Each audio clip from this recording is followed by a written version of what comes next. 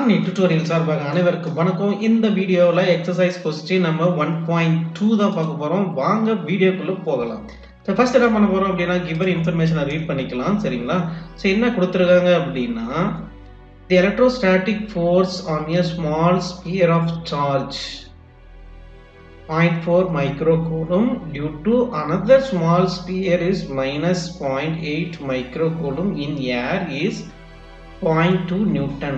என்ன சொல்றாங்க அப்படின்னா ரெண்டு ஸ்பியர் இருக்கு, ரெண்டு ஸ்பியருக்கும் இல்ல அட்ராக்டிவ் ஃபோர்ஸோ இல்ல ரிப்பல்சிவ் ஃபோர்ஸோ 0.2 நியூட்டன் அப்படின்னு சொல்லி சொல்றாங்க. இங்க வந்து டெஃபினட்டா வந்து ஒரு அட்ராக்டிவ் ஃபோர்ஸ் தான். ஏன் அப்படின்னா இந்த ஸ்பியருடைய சார்ஜ் பார்த்தீங்க அப்படின்னா 0.4 மைக்ரோ கூலும், அதாவது பாசிட்டிவ்.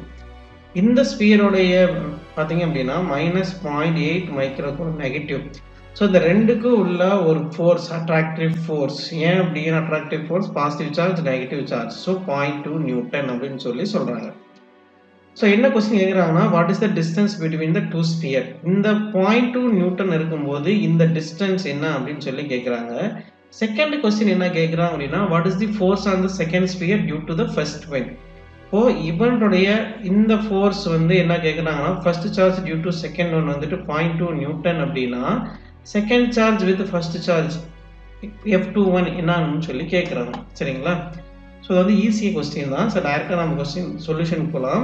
ஸோ ஃபர்ஸ்ட் கொடுத்துருக்கிற கிவன் இன்ஃபர்மேஷனை நம்ம வந்து சார்ட் அவுட் பண்ணலாம். ஸோ ஃபர்ஸ்ட் என்ன கொடுத்துருக்காங்கன்னா சார்ஜ் Q1 வந்துட்டு 0.4 மைக்ரோ கூலும், Q2ங்கிறது என்னன்னா மைனஸ் 0.8 மைக்ரோ கூலும். இந்த மைக்ரோ அப்படிங்கிறது என்னது 10⁻⁻6. சரிங்களா? ஸோ மைனஸ் 0.8 இன்டூ 10⁻⁻6 கூலும் எழுதியாச்சு. சரிங்களா? ஸோ F12 வந்து என்னன்னா 0.2 நியூட்டன். சரிங்களா? ஸோ அவங்க கொஸ்டின் கேட்குறது என்ன அப்படின்னா ஃபர்ஸ்ட்டு ஏங்கிற ஆப்ஷனில் ஆர் வேல்யூ கண்டுபிடிக்க சொல்கிறாங்க.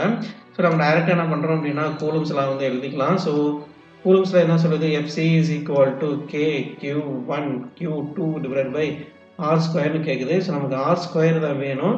So R square is equal to KQ1 Q2 divided by FCன்னு எழுதிக்கலாம். சரிங்களா? ஸோ இதை சிம்பிளிஃபை பண்ணி என்ன பண்ண போகிறோம் அப்படின்னா ஆர் வேல்யூ கண்டுபிடிக்க போகிறோம். ஸோ கேவோட வேல்யூ 9 இன்டூ 10⁻+9. Q1ஓட வேல்யூ பார்த்தோம் அப்படின்னா நமக்கு வந்துட்டு ஃபர்ஸ்ட் வந்து 0.4 மைக்ரோ கூலும் கொடுத்துருக்காங்க. So 0.4 into 10⁻⁻6. செகண்ட் வந்து பார்த்தீங்க அப்படின்னா 0.8 மைனஸ் 0.8. ஸோ அங்கே வந்து நம்ம என்ன பண்ண போகிறோம் அப்படின்னா அட்ராக்டிவ் ஆர் ரிப்பல்சிவ் ஃபோர்ஸ் மட்டும் தான் எடுக்க போகிறோம்.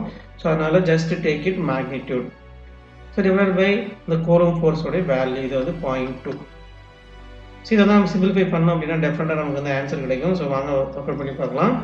ஸோ 9 இன்ட்டு ஸோ 0.2 0.4 நம்ம கேன்சல் பண்ணோம். சரிங்களா? இப்போ என்ன வரும்? ஸோ 2 டைம்ஸ் வரும் இல்லைங்களா?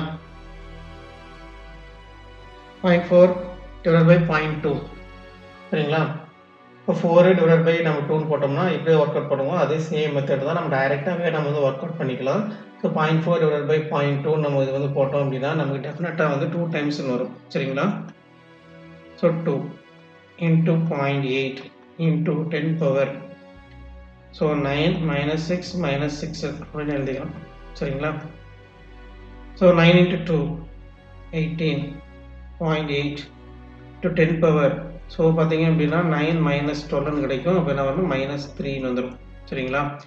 இப்போ நம்ம வந்து ரூட் எடுக்க வேண்டிய வேல்யூ வருது இல்லைங்களா? ஸோ அதனால் என்ன பண்ண போகிறேன் அப்படின்னா இந்த 0.8 8 இன்ட்டு 10⁻⁻1 இன்டூ 10⁻⁻3 இந்த 0.8 நம்ம இந்த மாதிரி எழுதிக்கலாம். சரிங்களா? ஸோ எழுதும்போது நமக்கு என்ன ஆகுது அப்படின்னா ஈஸியாக வந்து ரூட் எடுத்துக்கலாம். இப்போ 8 8 ஆர் 64 பேலன்ஸ் 6 ஒரு 8 144 இன்டூ 10⁻⁻4ன்னு எழுதிக்கிறேன். நமக்கு பார்த்தோம் அப்படின்னா மேலே வந்து ஆர் ஸ்கொயர்னு இருக்குது. நம்ம ஆருக்கு மட்டும்தான் வேணும். ஸோ ஆர் ஸ்கொயரோட வேல்யூ வந்து பார்த்தீங்க அப்படின்னா நமக்கு 144 இன்டூ 10⁻⁻4ன்னு இருக்குது. நமக்கு ஆர் வேல்யூ தான் வேணும். ஸோ ஆர் வந்து எதுலாம்னா ரூட் எடுக்கணும். Root of 144 into 10⁻⁻4. ஸோ இதே பார்த்தீங்கன்னா 12 இன்ட்டு 12 44ன்னு எழுதலாம். 144 10⁻⁻2 இன்ட்டு 10⁻⁻2 வரும்போது +2 எழுதிக்கலாம். சரிங்களா? அப்போ 10⁻⁻2. சரிங்களா? இப்போ இது வந்து மீட்டர். இப்போ ஆறுங்கிறது என்ன அப்படின்னா 12 இன்டூ 10⁻⁻2 மீட்டர். இல்லை அப்படின்னு எழுதலாம் 12 சென்டிமீட்டர்னு எழுதிக்கலாம். ஸோ இதுதான் வந்துட்டு டிஸ்டன்ஸ். சரிங்களா? ஸோ பி வந்து என்ன கேட்குறாங்க அப்படின்னா நமக்கு வந்துட்டு force on first charge due to second charge வந்துட்டு 0.2 நியூட்டன் அப்படின்னா what is the second force on the second charge due to first charge கேட்குறாங்க. சரிங்களா? ஸோ நமக்கு வந்து என்ன பண்ணுறோமோ ஒரு மியூச்சுவல் அட்ராக்டிவோ இல்லைன்னா ஒரு ரெப்பல்சிவ் ஃபோர்ஸ் இருந்துச்சு அப்படின்னா ஓகேங்களா, அப்போ என்னவா இருக்கும், F12 is equal to F21 இருக்கும். ஓகேங்களா, அப்போது சேம் ஃபோர்ஸ் தான் இருக்கும். சரிங்களா, there is no changes in that, so same force. கிளியருங்களா? ஸோ இவ்வளோதாங்க சொல்யூஷன். நன்றி, வணக்கம்.